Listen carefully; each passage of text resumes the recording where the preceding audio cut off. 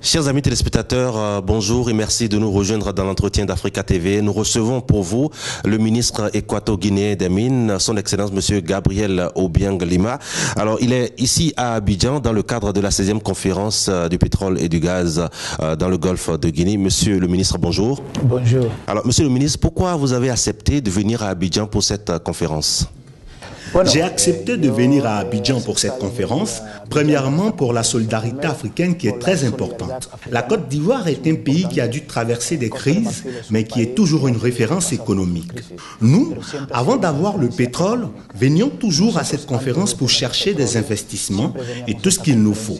Et dès que j'ai été informé de ce que cette conférence aurait lieu, je devais venir pour appuyer les frères ivoiriens et par la même occasion, continuer le développement du pétrole et du gaz, chose que nous sommes en train de faire en Guinée équatoriale. Alors selon vous, est-ce que vous sentez que les objectifs que les différents pays se sont assignés seront atteints au cours de ces travaux ? Je pense que oui, parce que l'un des plus grands problèmes est que nous n'échangeons pas les informations. Et avec l'échange des informations entre les pays africains, nous pouvons apprendre beaucoup. La Côte d'Ivoire a beaucoup d'expérience dans l'agriculture et dans l'industrie. Et la Guinée a également beaucoup d'expérience dans le gaz et dans le pétrole. Cet échange va permettre à chacun de ces pays de se développer. Alors, Monsieur le ministre, vous êtes à la tête quand même d'un département très important en Guinée équatoriale et puis votre pays aujourd'hui fait partie des références sur le continent africain. Comment se porte le secteur des hydrocarbures en Guinée équatoriale ? Le secteur des hydrocarbures est un secteur très compliqué. Il exige beaucoup d'informations à l'endroit des populations et aussi c'est un secteur critique car il est productif. Et c'est ce secteur qui fournit principalement beaucoup de ressources financières au pays. Ce que nous avons chez nous, c'est qu'il existe clairement un ministère chargé des mines, de l'énergie et de l'industrie. Et nous en sommes le responsable.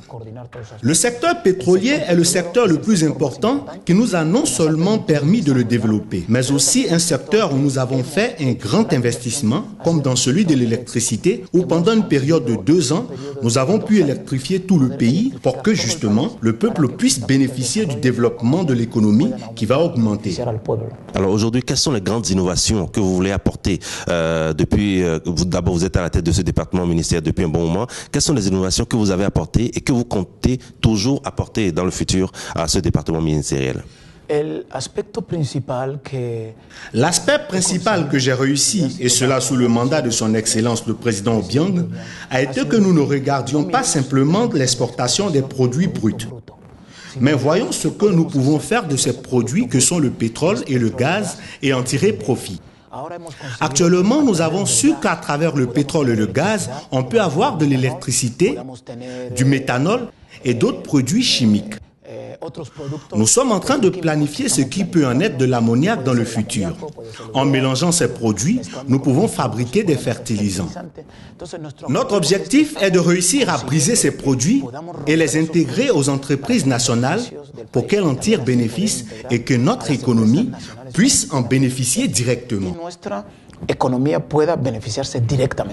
Alors, Monsieur le ministre, dans beaucoup de pays africains, il y a de la production, ou bien il y a un essor dans le domaine des hydrocarbures, pétrole, gaz et autres. Mais malheureusement, il y a des conflits dans ces différents pays-là. Quel est le secret de la Guinée équatoriale? Vous êtes toujours un pays de paix.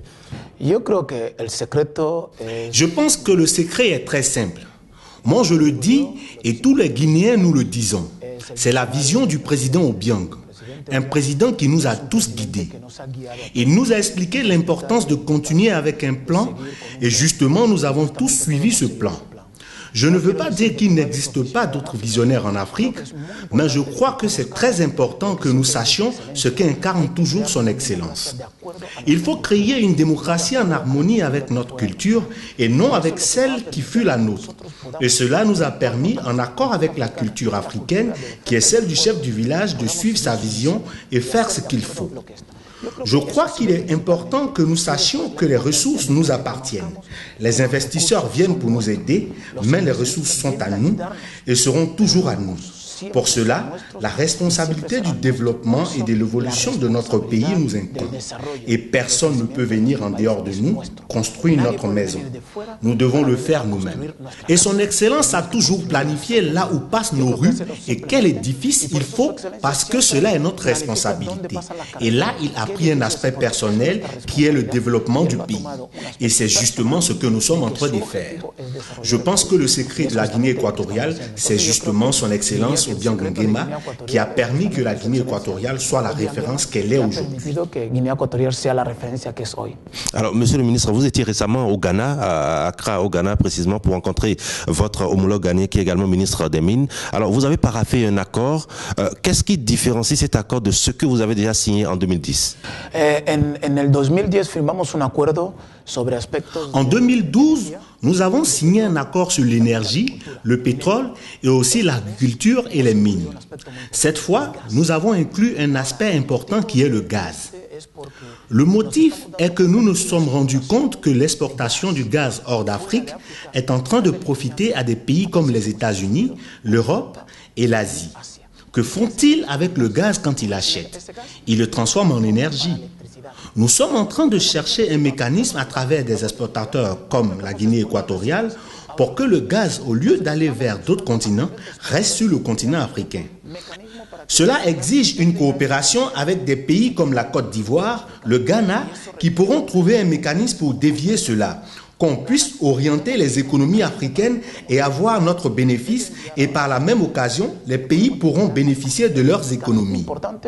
Y con eso nosotros podamos tener nuestro beneficio, que nos compran nuestro gas, pero al mismo los países pueden beneficiarse de su economía. Alors, au cours du mois d'août dernier, votre pays, particulièrement à Malabo et puis à Bata, il y a eu une pénurie de carburant. Qu'est-ce qui s'est réellement passé? Parce que cette période a été une période quand même tendue.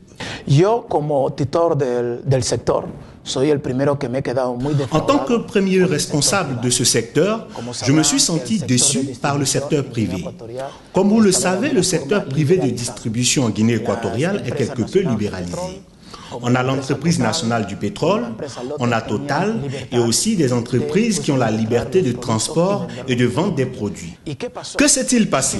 Simplement, le gouvernement leur avait promis qu'il n'y aurait jamais de rupture de stock.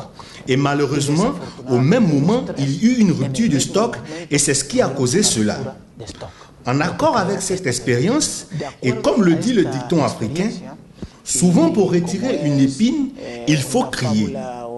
Et ce cri que nous avons poussé a suffi. À partir de maintenant, nous-mêmes, nous transportons notre produit et le remettons à ses distributeurs pour la vente. Donc nous avons changé ce mécanisme parce que nous nous sommes sentis trahis par le secteur privé qui avait un travail très facile à faire. Et cela a créé cette rupture qui a affecté toute l'économie.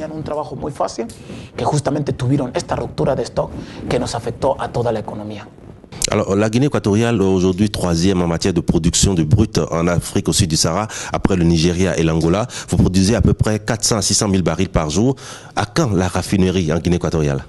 Bueno, la gran ventaja que tiene Guinea es que somos un país pequeño. Y como país pequeño, tenemos oportunidades. Le grand avantage qu'a la Guinée est que nous sommes un petit pays et en tant que tel, nous avons la possibilité d'être flexibles. Nous avons mené une autre étude et comme je l'ai dit, nous avons notre brut. Et quelle sera notre option pour être une raffinerie qui soit à la hauteur et en accord avec les études financières que nous avons faites? Nous voyons que nous construisions des raffineries non rentables. Non rentables pour le marché et pour d'autres aspects très importants. Malheureusement, en Afrique, nous avons une mauvaise connaissance des raffineries. La majorité des raffineries sont comme des trous noirs qui ne font que pomper l'argent. Nous avons pensé qu'il existe une alternative et que cette alternative, c'est le stockage des produits raffinés. Il est plus facile d'avoir des citernes et d'acheter de l'essence dans différents lieux comme l'Arabie Saoudite et autres. Nous n'avons qu'à accumuler ces produits simplement pendant leur utilisation. Par contre, une raffinerie, nous devons réinjecter des années durant des fonds pour les remettre en marche et les entretenir. Monsieur le ministre, nous sommes à la fin de cet entretien. Quel est le message que vous avez à adresser aux Africains qui nous suivent? Le message que je donnerai n'est pas le mien.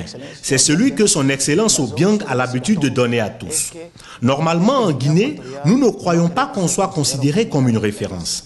Ce que nous souhaitons, c'est que beaucoup de pays africains sachent que si la Guinée a pu le faire, c'est que d'autres pays peuvent le faire. Pour dire simplement que nous avons une volonté. Les produits sont à nous. Nous sommes les propriétaires de la majorité des ressources minières pétrolifères du monde. Par contre, nous sommes ceux qui ne bénéficient pas. Le message que son Excellence a l'habitude de donner, c'est que si la Guinée a pu le faire, n'importe quel autre pays peut le faire.